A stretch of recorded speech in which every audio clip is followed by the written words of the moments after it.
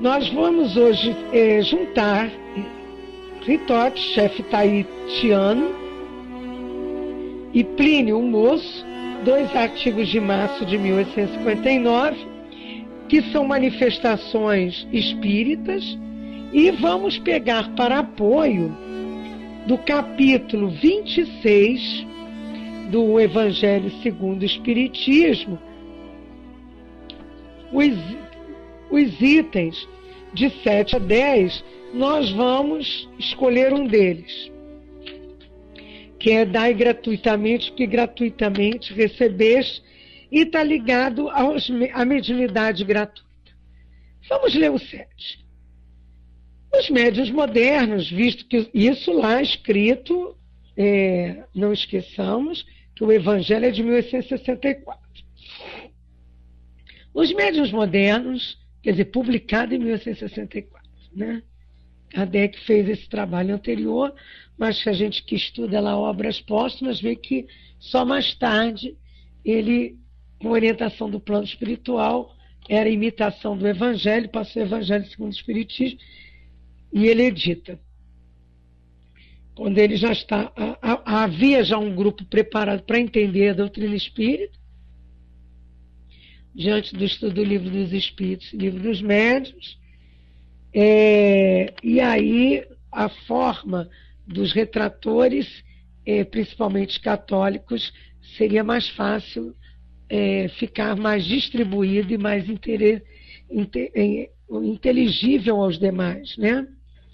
Os médiuns modernos, visto que os apóstolos também tinham mediunidade, igualmente receberam de Deus um dom gratuito, o de serem os intérpretes dos espíritos na instrução dos homens, a fim de lhes mostrar o caminho do bem e conduzi-los à fé, e não para lhes vender palavras que não lhes pertenciam, porquanto elas não são resultado da sua concepção, nem das suas pesquisas, nem do seu trabalho pessoal. Deus quer que a luz chegue a todo mundo.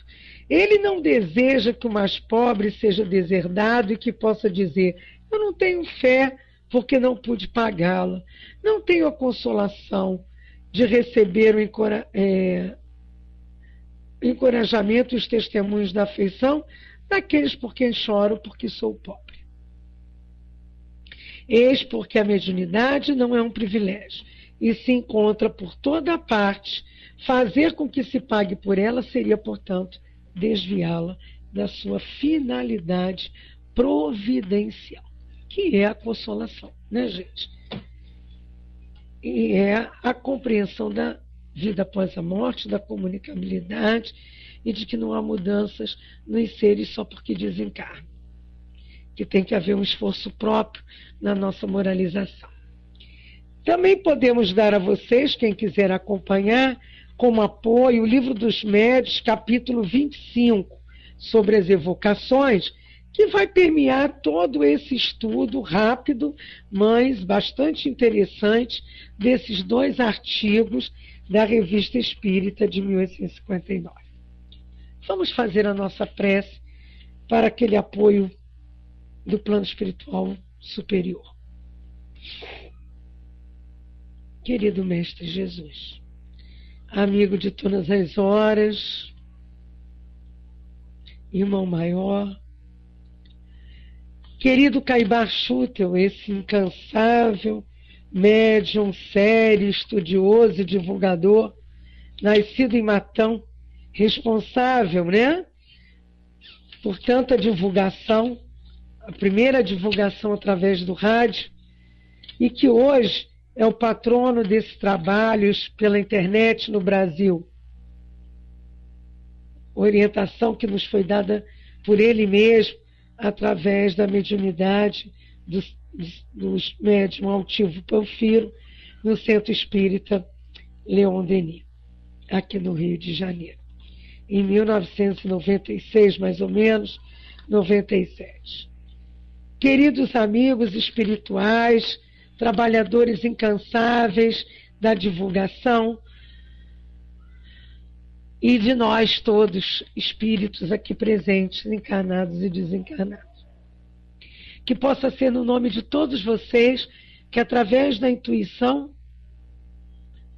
possamos divulgar, estudar e refletir sobre a mediunidade, sobre o uso das evocações, sobre o cuidado com elas e sobre o apreço que temos do passado desses médiuns e desses espíritos que se predispuseram a trazer a experiência com a espiritualidade.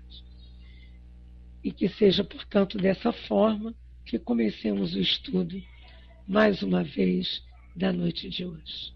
Graças a Deus. Graças a Deus. Aos que chegaram, bem-vindos. É que nós estávamos na pressa e não dava para cumprimentar, né? Estávamos ligados à pressa. Bom, vamos começar. O que foi, Sandra?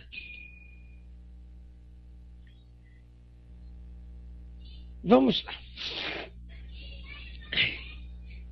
Nós estamos aqui com a Revista Espírita de 1859 e o artigo que nós vamos resumir trata-se de uma evocação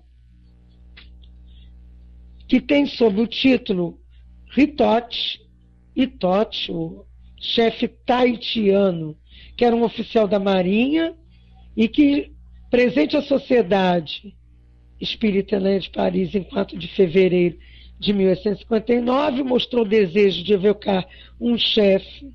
Tinha um oficial da Marinha lá, né? E resolveu evocar um chefe tahitiano chamado Itot, que conhecera pessoalmente quando estivera na Oceania. E foi feita a evocação.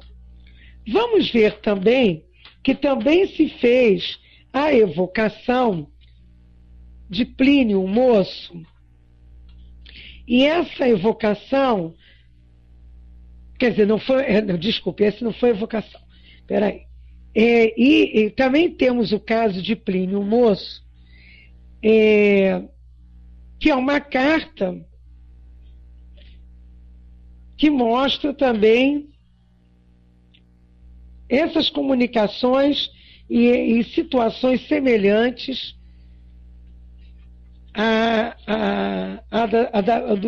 do espírito evocado. Então vamos lá. E pergunta a ele o que ele quer. E podereis dizer por que preferiste abraçar a causa francesa na Oceania, e ele sendo do Tahiti, né? Eu gostava desta nação. Além disso, meu interesse tanto me obrigava. Ficaste satisfeito com a viagem à França que proporcionamos ao nosso neto e com os cuidados que lhe foram dispensados? Quer dizer, ao vosso neto, né? Sim e não, porque esse que o evocou deve ter possibilitado essa questão ao outro, né? Ao neto do outro. Aí ele diz que sim, não, porque talvez a viagem tenha aperfeiçoado muito o seu espírito, mas o tornou alheio à sua pátria, porque lhe deu ideias que jamais teriam brotado nele. Das recompensas recebidas do governo francês, quais as que mais vos satisfizeram? Aí ele diz que as condecorações. As condecorações. E aí pergunta, e entre as condecorações, qual a que preferis? Ele fala da Legião de Honra e há uma observação, que essa circunstância era ignorada do médium e de todos os presentes, que foi confirmada pela pessoa que fez a evocação. Embora o médium empregado fosse intuitivo e não mecânico, como poderia ser a ele atribuído tal pensamento, né? Poder-se-ia admiti-lo em se tratando de uma pergunta banal, mas isso seria inadmissível quando se trata de um fato positivo, do qual ninguém lhe poderia ter dado uma ideia. Então é importante que a gente tenha essa explicação. Por quê? Ainda tem hoje gente que duvida, né? Agora, depende de quem evoca, como evoca, onde evoca e por que evoca. Hoje em dia, a gente não precisa mais desse tipo de comprovação. Aqui, sim, as perguntas, tudo é porque ainda estávamos necessitando dessas comprovações da existência do espírito, necessárias naquela época. Então, hoje a gente não precisa mais, vamos dizer assim, entre aspas, perder tempo com esse tipo de questão. Embora muitas das vezes a gente até use o receituário espírita, onde tem casas que trabalham com a psicografia, ou então médios psicofônicos que atendem para saber dos nossos desencarnados, que também eles respeitam isso, respeitam a nossa vontade de saber como eles estão. Mas não a nossa curiosidade, né? Gastar tempo do médium, dos espíritos, com curiosidades que sem fim útil. Aqui tinha um fim útil e era necessário naquela época. E aí mostra também o direcionamento sério educativo e também a importância da mediunidade também intuitiva, quando bem direcionada. É aquilo que a gente vê no Livro dos Médiuns, né? Não nesse caminho das evocações, mas quando se trata de psicografia. A intuição, o médium, né, no papel do médium nas comunicações, é muito importante, né? Porque sempre a gente doa de nós, de fluido, de ideias. Quantas vezes os espíritos deixam de se comunicar de certa forma com determinado médium, que o médium não tem no seu acervo espiritual conhecimento que vai facilitar desenvolver o assunto que o espírito traz. E aí ele pergunta se ele é mais feliz do que quando estava vivo, e ele diz que muito mais. E em que estado ele se encontra? Ele diz: errante, mas devo reencarnar brevemente. Isso é lá no Livro dos Espíritos, quando fala da erraticidade, que é essa fase que os espíritos, nós espíritos passamos, né, prontos, nos aprontando para, vamos dizer assim, reencarnar, né, a vivência na espiritualidade. E as novas ocupações, ele diz que é instruir-se na vida. Então, ele vem com a tarefa de aprendizado. Aí há uma observação, que essa resposta é quase geral em todos os espíritos errantes. Os mais adiantados moralmente acrescentam que se ocupam de fazer o bem e assistem aos que necessitam de seus conselhos. Normalmente a gente vem com aquela história: não, vou aprender mais. Quem sou eu, né? Vou aprender mais.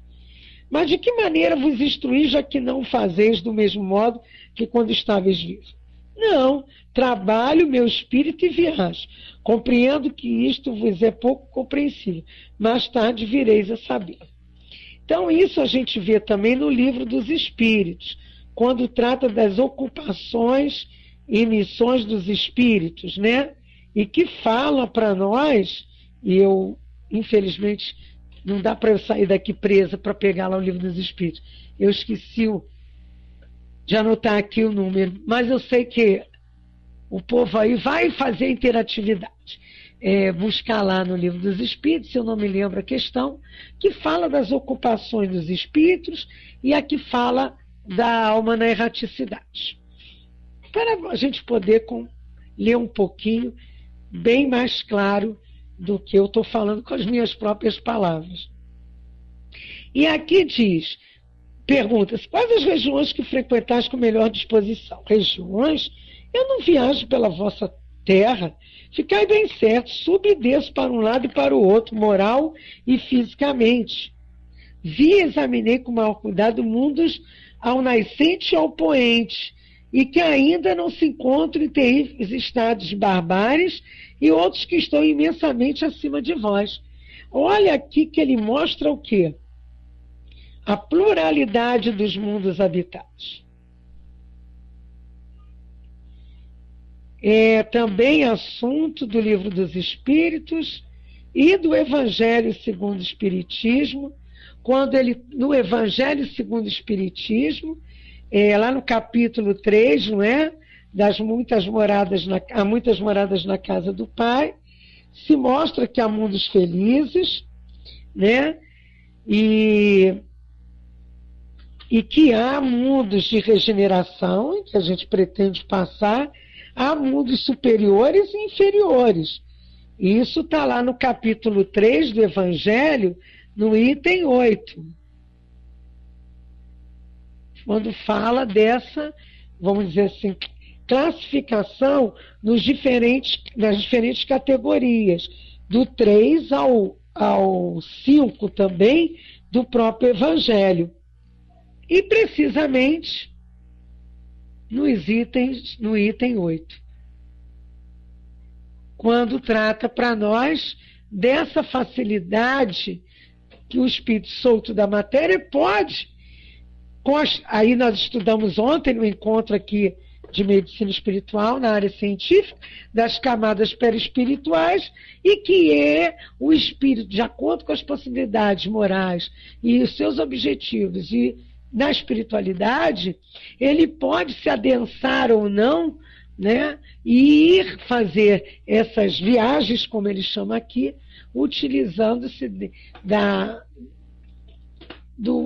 absorção, aí sim, adensando, ou troca, né, do fluido do local a ser visitado. Alguém já conseguiu pegar para mim o Livro dos Espíritos, a Ocupações dos Espíritos? Uma das questões é logo uma das primeiras, né, que os espíritos também trabalham, estudam, progridem na espiritualidade. Tem lá, tem na Lei do Progresso, né? Tem também na emancipação da alma, ou volta da alma ao mundo espiritual, quando fala da erraticidade.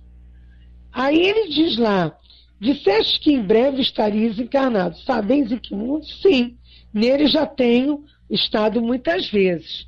Podeis designá-lo? Não. Então não é na Terra? Por que em vossas viagens desprezais a Terra? Porque a conheço. Quer dizer, ele adora viajar, né? Eita, espírito que gosta de viajar. Embora não viajeis mais pela terra, ainda pensais em algumas pessoas a quem amaste? Pouco. Não se preocupais, não vos preocupais mais com as pessoas que vos testemunharam afeição? Pouco. Olha bem, hein? Recordai-vos delas? Muito bem. Mas nós nos veremos, e então espero pagar tudo. Perguntam-me se não me preocupo com isso. Não, mas nem por isso os esqueço. Não revistes esse amigo ao qual pouco antes eu aludia e que, como vós, também está morto? Sim, mas nós nos veremos mais materialmente. É um outro caso que foi questionado anteriormente, né? E aí ele diz: encarnaremos na mesma esfera e nossas existências se tocarão. Aí eu lembrei daquela outra pergunta do Livro dos Espíritos. Do Livro dos Espíritos, não.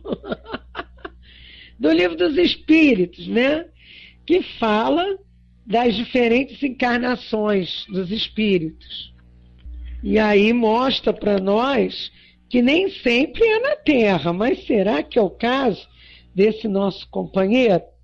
Bom, a gente vai ler até o final para trabalhar isso. Será que já vai ele reencarnar? Será que ele fora do planeta Terra? Mas também não quer dizer que ele vai reencarnar no planeta mais elevado. Não se falou isso ali. Falou? Não, né? Então nós vamos lembrar o que está lá no Livro dos Espíritos, sobre a questão da vida espírita, que a gente tem que ter isso em nossas mentes, porque nós vamos desencarnar e vamos, muitas vezes, sermos evocados até mentalmente, né? E às vezes chamados mesmo pela prece, como é que a gente vai dizer? Pela saudade, e nós vamos ter que saber lidar com isso, né? E lá no capítulo 6 do Livro dos Espíritos, já que ninguém pegou, eu dei um jeito, eu queria interatividade, né? Vocês estão aí sem interagir comigo, não dá. Vamos lá. 223. A alma reencarna imediatamente após a separação do corpo, algumas vezes imediatamente, porém geralmente somente após alguns intervalos mais ou menos longos. O que se torna alma no intervalo das encarnações? 224 do Livro dos Espíritos. Espírito errante, que aspira o seu novo destino. Ele aguarda. Qual pode ser a duração desses intervalos? Olha o que os Espíritos dizem para nós. De algumas horas a alguns milhares de séculos. E essa subordinação está subordinada à vontade do Espírito ou pode ser imposta como expiação? É uma consequência do livre-arbítrio. Os Espíritos perfeitamente sabem o que fazem, mas também aqueles para quem é uma punição infligida por Deus. A erraticidade é por si mesmo um sinal de inferioridade dos espíritos? Não, o pessoal tem essa mania, né? Pois há espíritos errantes de todos os graus. A encarnação é um estado transitório, nós o dissemos. No seu estado normal, o espírito está desligado da matéria. Pode-se dizer que todos os espíritos que não estão encarnados estão errantes? Os que devem encarnar, sim. Linda, pode, está aqui. Depende do livre-arbítrio, da necessidade do espírito. Mas geralmente não é isso que acontece. Né? Há sempre uma necessidade maior de dar um pouco de tranquilidade, ou depende da condição do próprio espírito. E lá na 230... o espírito progride no estado errante? Pode melhorar-se muito, sempre conforme sua vontade e seu desejo. Porém, é na existência corporal que ele coloca em prática as novas ideias que adquire. O tempo não podemos determinar, linda. Está lá na 224A do próprio Livro dos Espíritos. Não existe um limite extremo determinado para o estado errante. Pode prolongar-se por muito tempo, mas que nunca é perpétuo. O espírito encontra sempre cedo ou tarde um meio de recomeçar uma existência que serve para a purificação das existências precedentes. Né? E aí tem lá, e isso aqui também serve para nós. No estado da 232, o estado errante podem os espíritos ir a todos os mundos? Depende das circunstâncias.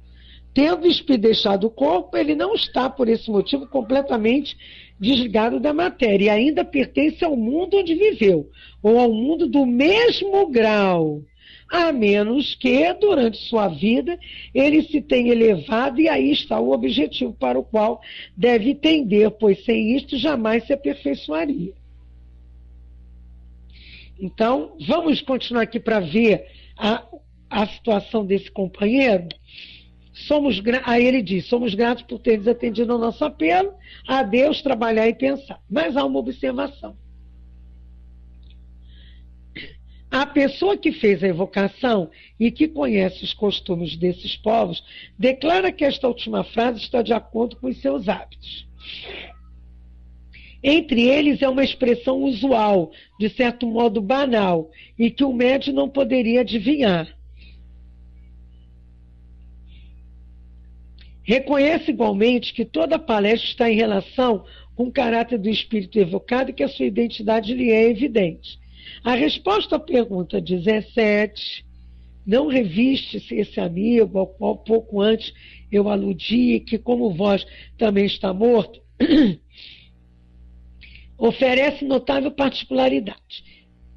Encarnaremos na mesma esfera e nas nossas existências se tocarão.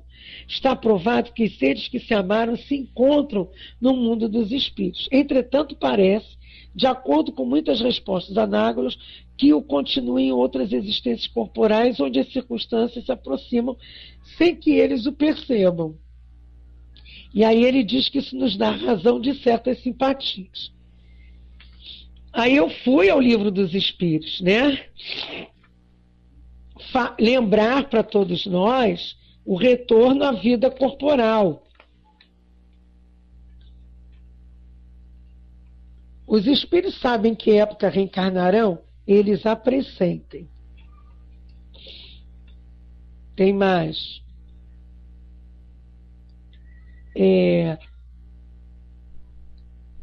Aqui, quer ver? O que acontece? Não é esse não. União da alma e do corpo. Os espíritos amigos que nos seguem durante a vida seriam aqueles que vemos em sonhos, que nos... e eles nos vêm visitar? Sim. E no momento da sua reencarnação, o espírito é acompanhado por outros espíritos, seus amigos, para assistir a sua partida do plano espiritual? Como vão recebê-lo também quando para lá retorna? Depende da esfera em que o espírito habita. Isso lá, né? E eles podem... vamos ver essa questão da reencarnação em que eles podem se encontrar, que é importante, né? Dos espíritos terem oportunidade de se verem, isso é quando desencarnam, e pode retornar por simpatias, dois seres se conhecerem e se amar, pode se reencontrar, numa outra existência corporal e se reconhecer, está na 386. E aí eles dizem lá, reconhecer-se não, mas serem atraídos um para o outro, sim. Numa afeição sincera, dois seres se aproximam um do outro por circunstâncias, muitas vezes aparentemente fortuitas. E a simpatia tem sempre por princípio o conhecimento anterior? Não. Também podem dois espíritos se agradar mutuamente por ideias, sem terem se conhecido. Os encontros de certas pessoas que algumas vezes ocorrem e se atribuem ao acaso, não seria o efeito de uma espécie de relações simpáticas, como nesse caso, né? Há sempre entre os seres pensantes ligações que não conheceis ainda. O magnetismo é o piloto desta ciência. E aí mostra para nós que há essa possibilidade, né, de reencarnarem e, vamos dizer assim, no mundo espiritual se encontrarem, como ele diz ali. Vamos olhar também, lá no Livro dos Espíritos, quando fala para nós sobre as ocupações e missões dos espíritos, lá na 558. Quer dizer, eu não vou nem ler a 558, que é a primeira. Eu vou buscar aquela parte que ele diz de que ele está, os espíritos de ordem mais elevada, nada mais tendo que adquirir encontros no repouso, não é esse que eu quero. Quando diz os espíritos não estão ociosos, está aqui. Os espíritos não estão ociosos. Os espíritos possuem inferiores e imperfeitos, também desempenham um papel útil no universo, todos têm deveres a cumprir. Os espíritos têm outra coisa a fazer a não ser melhorarem-se, eles concorrem para a harmonia do universo. A vida espiritual é uma contínua ocupação, mas nada tem de penosa como na Terra. Então, quando ele diz que examina com cuidado os outros mundos e tal, é possível sim. Lá na frente também do Livro dos Espíritos, quando ele fala, não na pluralidade das existências, mas a vida, a possibilidade da vida dos espíritos em outros mundos, nós vamos ver que eu estou com tanto papel tanta cola dentro do meu Livro dos Espíritos, que quando eu puxo assim uma página, cai uma porção de coisas. Aí eu fico aqui doidinha para não perder. Algumas eu não consegui ainda grampear, e são coisas que eu não quero perder, que tem a ver com aquele assunto, né? Então eu fico aqui, mas vocês também não me ajudaram, E aí, quando ele diz na possibilidade da vida em outros mundos, e ele mostra para nós essa questão da vida espírita, né? Que o espírito, os espíritos passam à vivência dos mundos transitórios, né? Se encontram nesses mundos, aqui, ó. Há, como foi dito, mundos que servem de estações e de pontos de repouso aos espíritos errantes? Sim. Há mundos, particularmente designados aos seres errantes, mundos nos quais eles podem habitar temporariamente, espécies de acampamentos, de campos, para repousarem de uma erraticidade muito longa, estado que é sempre um pouco penoso. São, entre os outros mundos, posições intermediárias, graduadas segundo a natureza dos espíritos. Então, mostra que, além dos planetas que a gente conhece, né, há a habitação em outros mundos transitórios. E que a gente, isso eu acho muito legal, né? Porque a ciência está começando a buscar e a chegar próximo, né? Outra também, o espírito progride no estado errante pode melhorar-se muito. Isso eu já li para vocês, né? A 230. Então, nós vamos vendo que nada que ele disse está contraditório ao que os espíritos superiores falam para nós do mundo espiritual. Então, podemos ir adiante, guardar esse caso na nossa cabeça, lembrar lá do Livro dos Espíritos, quando ele fala na 172, em que as diversas existências corporais nem todas se efetuam na Terra, mas em diversos mundos, que a deste mundo não é a primeira nem a última, né? A alma pode torná-la a viver várias vezes no mesmo globo, se não se adiantou. Também, quando a Terra progredir, vai virar também possibilidades para espíritos que já progrediram, também ter ela e estiver nesse estágio, ou vir em missão, né? Então, lá na 172, sim, Rogério, pode ter sido, né? Eu não li ainda nada, mas, assim, caracterizando a Terra como um planeta de transição. Mas se nós formos estudar a Gênese, nós vamos ver que nada é criado de uma hora para outra. A natureza não dá saltos. Então, o que é planeta hoje já passou por outras possibilidades de mundos, né? A mudança fluídica, a mudança de toda a caracterização. Então, e quando a gente lê A Caminho da Luz também, a gente tem clareza dessas questões, certo? Há sempre uma evolução. Mais alguma coisa? Tá. Então vamos lá ver lá o outro nosso amigo, nosso outro companheiro que foi evocado, Plínio Moço, para fazer as duas ligações. Carta Sura, livro 7, carta 27.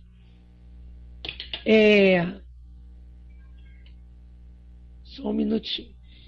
Vou ler para vocês, ler um pedaço para a gente depois ver quando ele foi evocado, lá no dia 28 de janeiro, na Sociedade Espírita de Paris, o que ele respondeu, o que ele trouxe, né?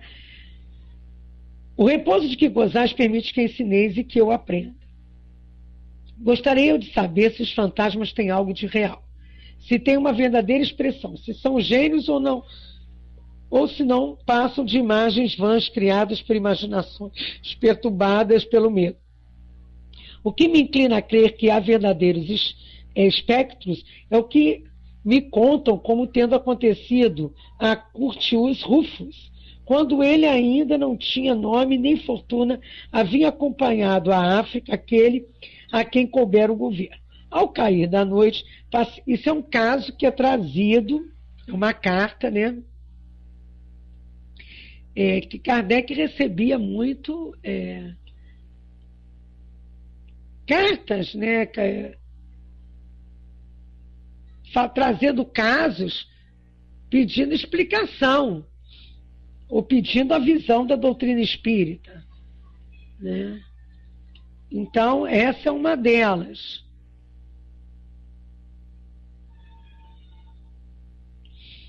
E aí ele traz lá.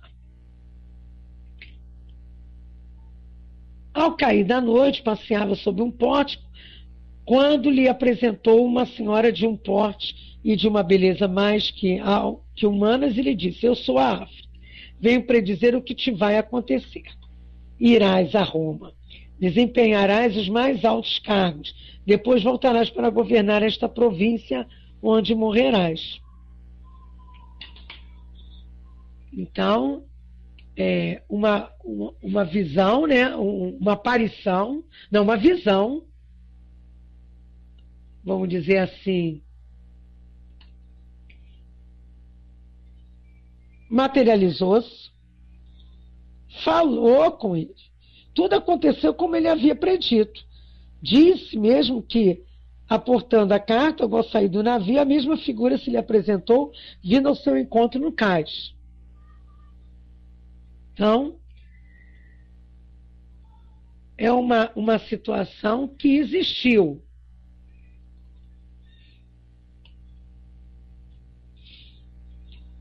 Se repetiu, vamos dizer assim, existiu, se repetiu.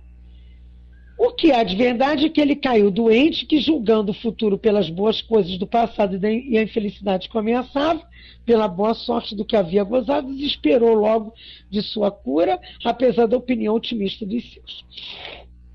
Eis, entretanto, uma outra história, não menos surpreendente, muito mais horrível. Vou contá-la tal como eu recebi. Então, vejam bem, são dois casos. E olha só o que deu. O que me chamou a atenção? Aliás, eu vou perguntar a vocês, se vocês estão prestando atenção, o que chamou a atenção a vocês no dia do professor hoje? Esse caso, o que chamou a atenção? Esse aparecimento, olha esse final aqui. Tudo aconteceu como ela previu. Quer dizer, ele desempenhou mais altos cargos, voltou para governar a província e morreu lá. Mas o que há de verdade é que ele caiu doente, que julgando o futuro pelas boas coisas do passado e a infelicidade que o ameaçava, pela boa sorte, quer dizer, pela morte do que havia gozado, pelo que havia gozado, desesperou logo, apesar da opinião otimista dos seus. O que vocês acham que aconteceu? Ou o que a gente deve lembrar? Tem muita gente correndo atrás disso.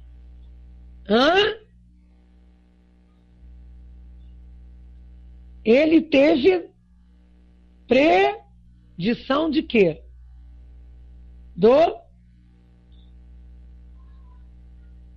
Ai, meu Deus, ninguém me ajuda. Vocês estão me escutando? Depois vão ouvir isso no YouTube e vão dizer: puxa, ninguém dá bola lá pelo que a moça fala.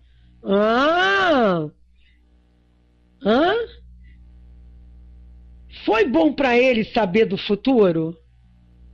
Foi bom para ele saber do futuro?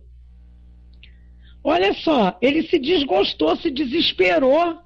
Mesmo, olha lá, mesmo apesar da opinião otimista dos seus, da cura dele, ele foi bom, não. Ele não adiantou a morte, mas não viveu bem aquele período. Então, olha a importância do esquecimento do passado, né? Olha o cuidado que a gente tem que ter em ver o futuro. Ele não soube aproveitar aquilo que disseram. Ele ficou incomodado, ele ficou assustado, tudo, com tantas coisas boas iam acontecendo, ele ficou, quando ele viu, ai caramba, e agora? Ela disse que no final disso tudo eu ia morrer. Pronto. Isso me chamou a atenção. Pode ser que eu esteja até interpretando errado, mas aqui está bem claro que desesperou logo de sua cura. Né? E a outra história, vamos lá. Havia em Atenas uma casa muito grande, muito confortável, mas desacreditada e deserta.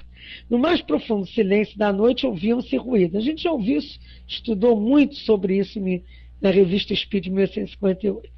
E se prestasse bem atenção em um rumor de correntes que a princípio parecia vir de longe, aproximando-se pouco a pouco.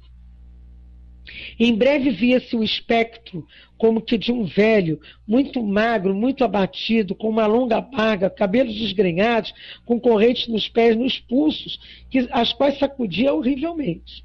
Daí, as noites horrorosas e em claro para os habitantes daquela casa. Ao tal de que, olha aí, a gente lembra o quê? Daqueles filmes, né, que a gente viu por aí. Casas Mal Assombradas, está lá no livro dos médiuns, né? Quando ele fala das casas mal assombradas,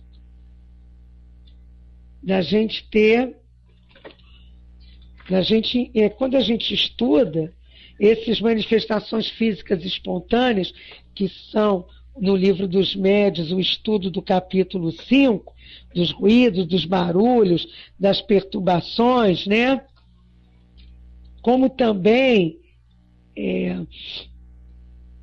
mostram para nós o livro dos médiuns, o cuidado que tem que ter com quando se está numa casa ou num local, como está lá no capítulo 9 do livro dos médiuns sobre as casas mal assombradas, que os espíritos, né, errantes, os espíritos que não estão mais apegados à terra vão onde encontram oportunidade, né, de estar, são atraídos pelas pessoas, mas há apegos de espíritos em localidades, né? E aí um espírito pode ser pouco adiantado sem que por isso seja mal, mas muitas vezes está ali naquela casa por anos, né, Miriam? Obrigada, Rogério.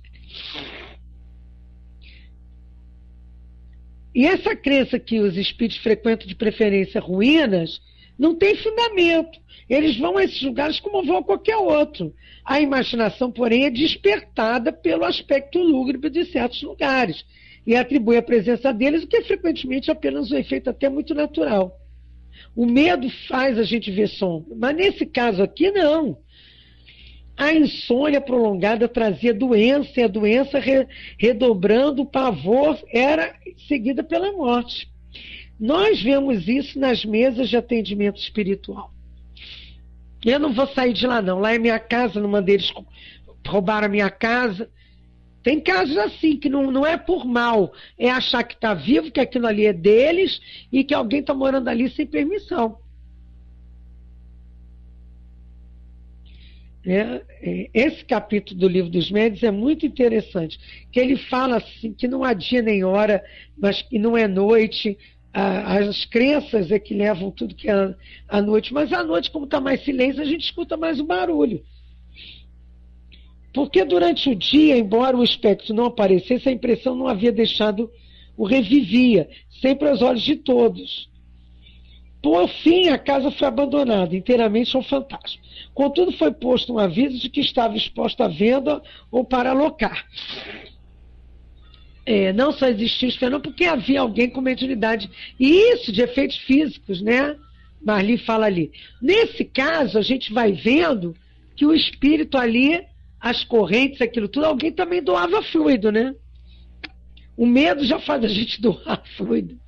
E aí o espírito ainda trazia mais essa possibilidade. Bom, o filósofo, aí ele vem dizendo que um filósofo, o Ateneudoro, veio a Atenas, leu o aviso, procurou saber o preço, causou-lhe suspeitas de ser preço baixo, procurou se informar, contaram a história, E ele tratou de concluir o negócio, não ficou com medo, não. Instalou-se, mandou que ele preparasse o leito na sala da frente, que lhe trouxesse as tábuas, sua pena, a luz, que as demais pessoas se retirassem para os fundos da casa, temendo que sua imaginação chegasse a um temor tão frívolo que imaginasse fantasmas. Aplicou o seu espírito, os olhos e a mão a escrever.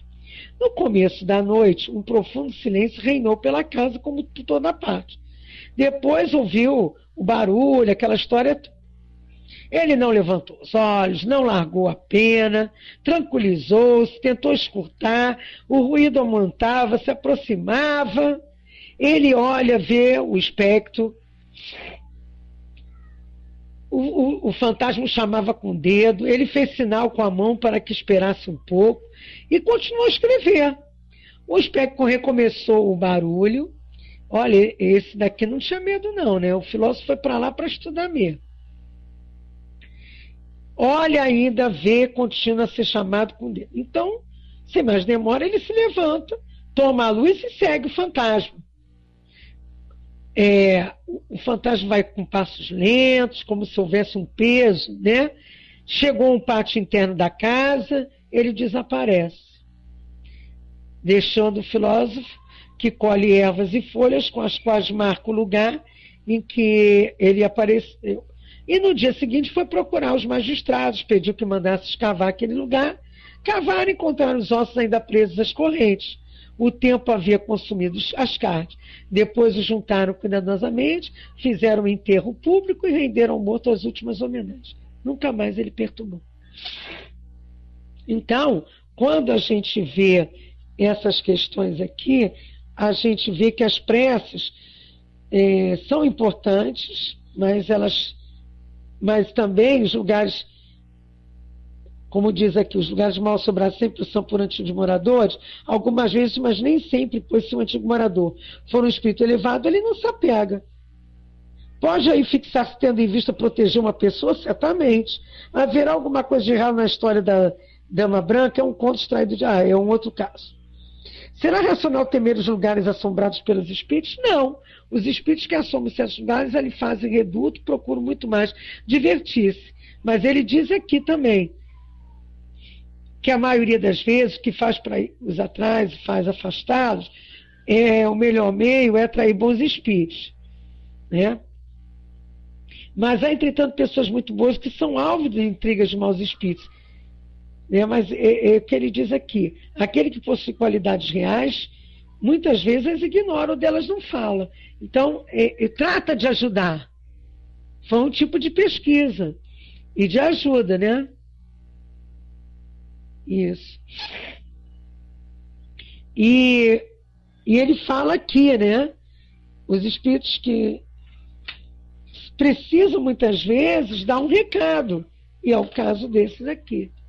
Está lá no Livro dos Médiuns, no capítulo 9. É um capítulo pequeno, mas interessantíssimo. Bom, vamos ler. E aí ele diz que... Aí ele fala aqui que o tempo havia consumido... Não, tendo aí vem com outro caso, né? Que acabo de contar, faço sobre a palavra de outro. Exporém o que posso assegurar sobre a minha própria fé. Aí ele vem contar. Por que eu resumi esses com o do companheiro lá? Porque vocês vão ver pela questão que nós já vamos caminhar para a evocação. Está lá, Marcos não é ignorante, estava deitado com seu irmão mais novo, quando lhe pareceu ver alguém sentado em sua cama e aproximava uma tesoura da cabeça, chegava a cortar os cabelos acima da fronte. Olha só, percebeu que tinha os cabelos cortados, olha como aconteceu o fenômeno, né? E aí... Um dos meus jovens escravos dormia com os seus companheiros nos aposentos. Contaram que 2 homens vestidos de branco vieram pela janela, rasparam-lhe a cabeça. E essas aventuras não tiveram outra consequência a não ser que foi acusado perante Diocleciano, sob cujo império elas ocorreram, né? Se ele tivesse vivido, eu não teria escapado, pois encontraram em sua pasta uma queixa contra mim, dada por Caros. Daí, e são pessoas da época, né? E ele diz, por isso vos consulto, suplico que ponhais nisso toda a vossa erudição.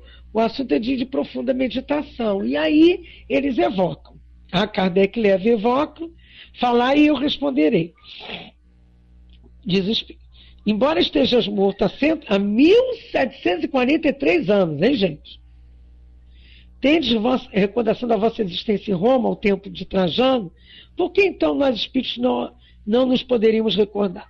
Lembrai-vos de muitos atos da vossa infância, que é para o espírito uma existência passada, senão a infância das existências.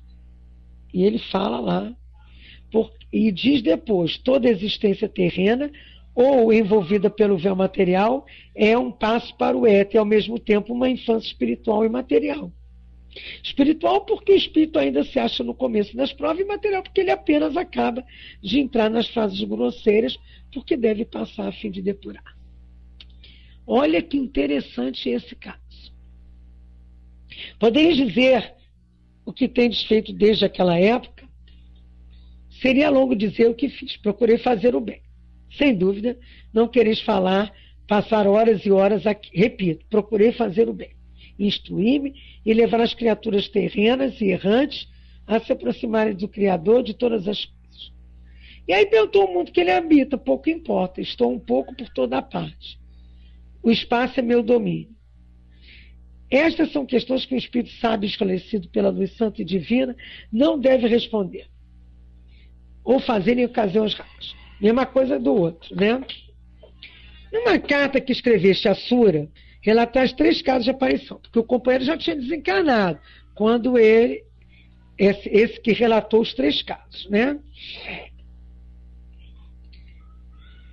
E ele diz, eu os sustento, porque são verdadeiros. Diariamente tendes fatos semelhantes. Esses são simples, mas na época em que vivi eram considerados surpreendentes. E veja só, isso é de 1859. Ele viveu, quando ele... Nossa Senhora, 1859. Vou fazer... Faz a conta aí, gente. 1859 menos 1743...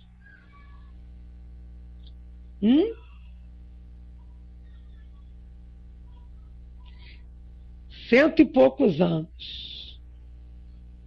Caramba! Diferença de 100 e poucos anos. Isso, obrigado, Miriam. Então, se ele desencarnou, estás morto há 1743 anos, caramba! Aí. E a revista Espírita, essa de 1959, o pessoal, se nessa época de 59 esses casos já dava SUS, quanto mais há mais tempo, né? Aí ele falou, contudo teríamos vontade de vos fazer algumas perguntas, responderei de maneira geral. Não insisti, porque darei respostas lacônicas. No primeiro caso, uma senhora aparece a curtir os Rufos e lhe diz que é a África. Mas quem era essa senhora? Uma grande figura. Parece que isto é muito simples para homens esclarecidos, tais como os do século XIX. Qual o motivo que impeliu o espírito que apareceu a Atenodoro e por que aqueles ruídos das correntes? Símbolo da escravidão, manifestação. Meio de convencer os homens e lhes chamar a atenção, fazendo falar da coisa e ainda de provar a existência do mundo espiritual. Mesma coisinha que o outro aqui fala, né, quando evocado.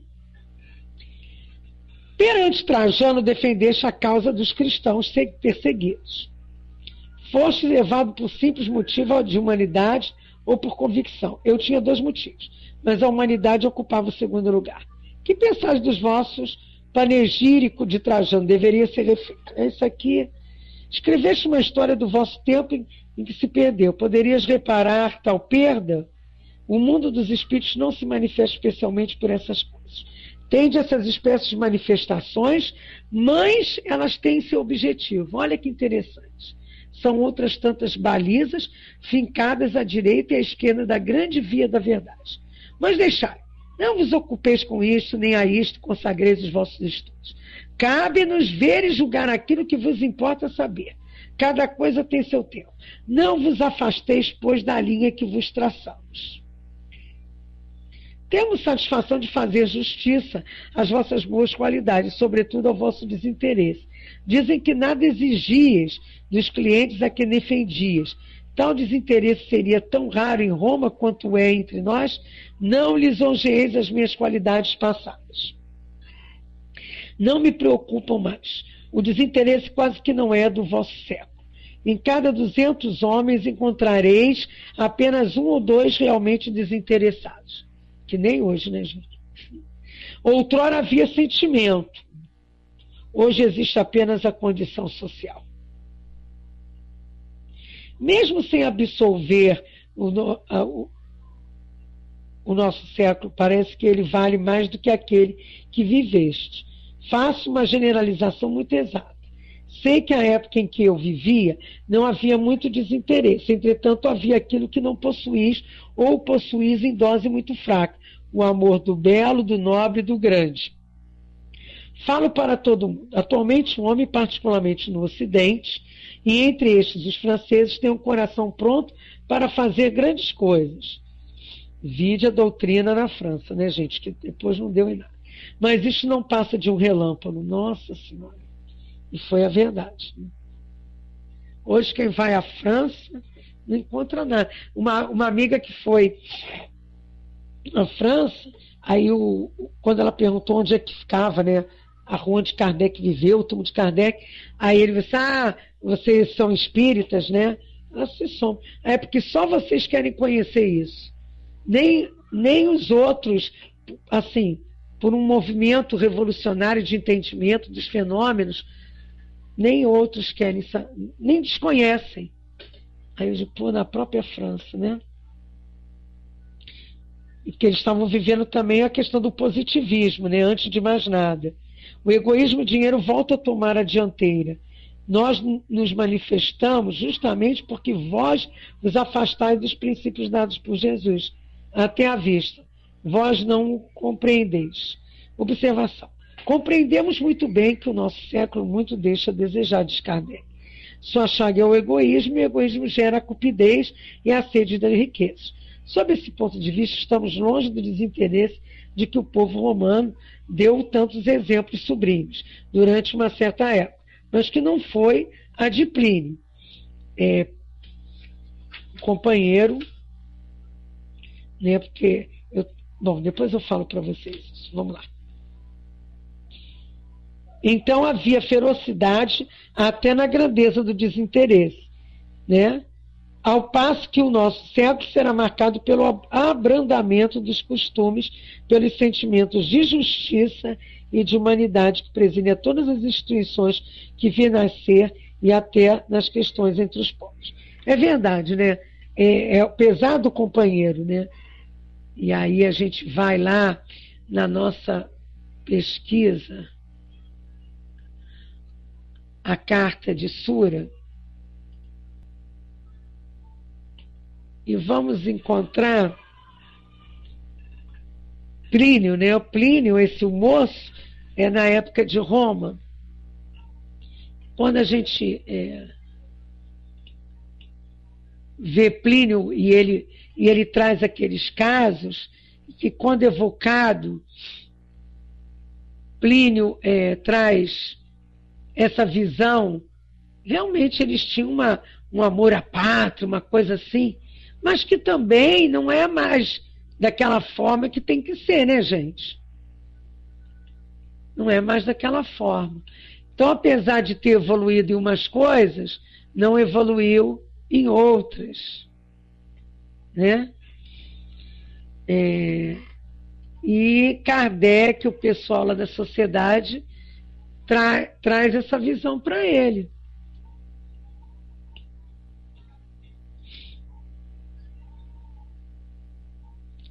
Tem uma parte do livro dos Espíritos que mostra isso também para a gente.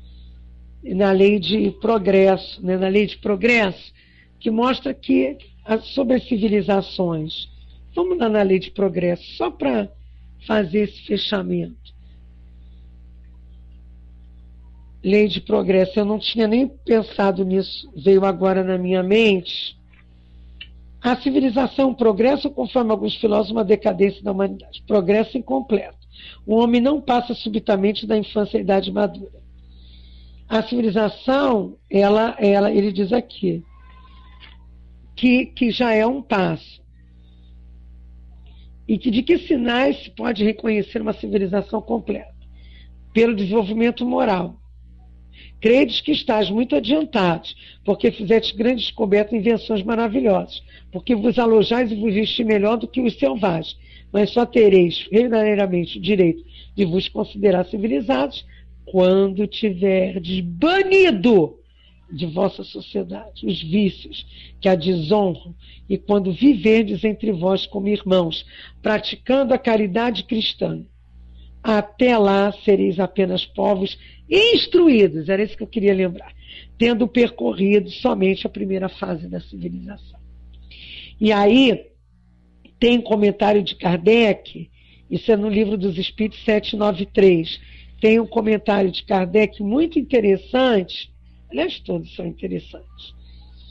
Dos povos que tenham chegado ao topo da escala social, só pode considerar-se mais civilizado, na verdadeira acepção da palavra, aquele em que encontre menos egoísmo, cobiça e orgulho, onde os hábitos sejam mais intelectuais e morais do que materiais, e onde a inteligência possa desenvolver-se com maior liberdade, onde haja mais bondade, boa-fé, benevolência e generosidade recíproca, onde os preconceitos de caixa de nascimento estejam menos enraizados, pois esses preconceitos são incompatíveis com o verdadeiro amor ao próximo. Onde as leis nenhum privilégio consagre, sejam as mesmas para o último como para o primeiro, onde a justiça se exerça com menos parcialidade, onde o fraco sempre encontre apoio contra o forte, onde a vida do homem, suas crenças e suas opiniões sejam melhor respeitadas, onde existam menos desgraçados, e, finalmente, onde todo homem de boa vontade esteja sempre seguro de não lhe faltar o necessário. É muito bom, né? Muito bom. Mas também é bom saber que um dia todos nós estaremos, né, sempre nesse avanço, né? Que nós vamos chegar lá. Porque se tem uma coisa que é nossa, é a perfeição. Pois é, Miriam, mesmo que depois de 1000 e tantos anos. Espero que não... como ele, né? 1743, mas ainda está com uma visão um pouco errônea, né? O Plínio ainda está... Mas olha só.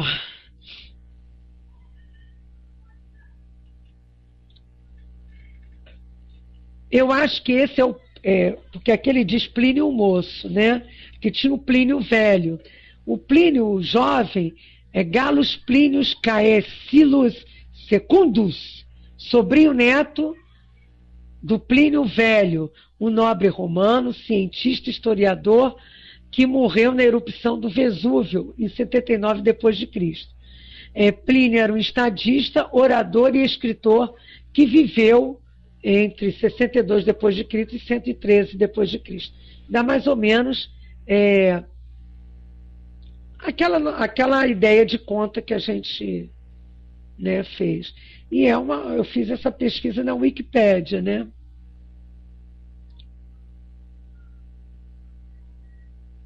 Caio Plínio II.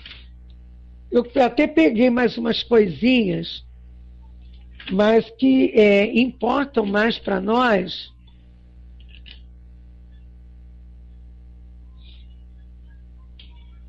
Que ele era, vamos dizer, sobrinho, né? Do Plínio Velho, que foi um naturalista romano.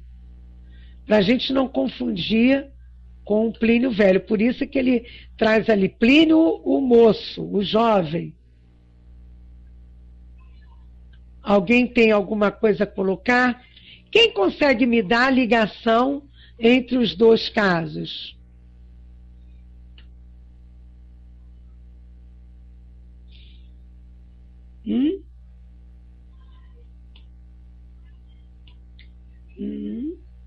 Tem muito mais coisa de Plínio Velho do que Plínio Moço. Mas alguém consegue me dar? Por que a gente aproveitou e juntou? Primeiro por causa do tempo, né? Isso é lógico, mas